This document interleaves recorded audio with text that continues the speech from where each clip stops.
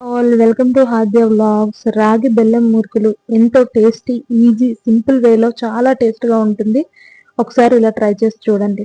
దీనికోసం 1 కప్పు వరకు గోధుమ పిండి తీసుకొని అదే కప్తో రాగి పిండి కూడా తీసుకొని ఒక ప్లేట్లో వేసుకోవాలి.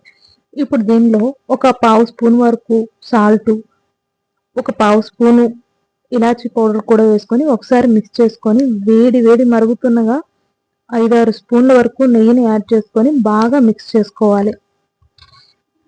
నెయ్యి స్మెల్ ఇష్టం లేని వాళ్ళు ఆయిల్ కూడా వేసుకోవచ్చు. ఇలా ఆయిల్ నెయ్యి వేసిన తర్వాత ఒకసారి బాగా మిక్స్ చేసి చేతితో నొక్కితే ఉండకట్టేంతలాగా ఉండాలండి. అప్పుడే గుల్లగా వస్తాయి. ఇందులోనే దీనికి సరిపడా వాటర్ కొద్దిగా యాడ్ చేసుకుంటూ చపాతీ పిండి కంటే కొంచెం సాఫ్ట్గా కలుపుకోవాలి. ఈ కన్సిస్టెన్సీలో ఉంటే సరిపోతుంది. చపాతీ పిండి కంటే కొంచెం సాఫ్ట్గా ఉండాలి.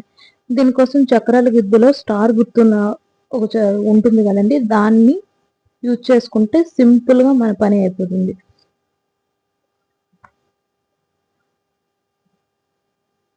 పాకం కోసం 1 కప్పు బెల్లానికి పావు కప్పు వాటర్ యాడ్ చేసుకొని ఓ తీగ పాకం రానివ్వాలి.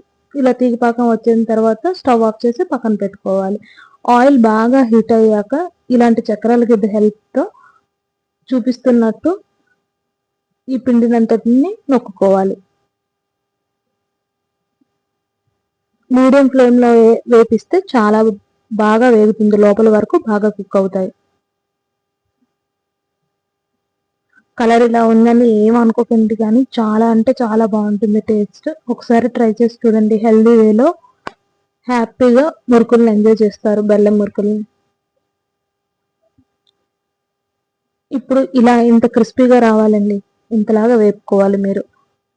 ఇప్పుడు ఇలా వేగినన్నింటినీ కూడా ముందుగా ప్రిపేర్ చేసి పక్కన పెట్టుకున్నాం కదా బెల్లం పాకం, అందులో వేసుకొని ఒకసారి బాగా మిక్స్ చేసుకొని చల్లారనిస్తే అంతేనండి. ఎయిర్ టైట్ కంటైనర్లో పెట్టుకుంటే ఈజీగా 10 to 15 days నిల్వ ఉంటాయి. హ్యాపీగా ఎంజాయ్ చేయొచ్చు.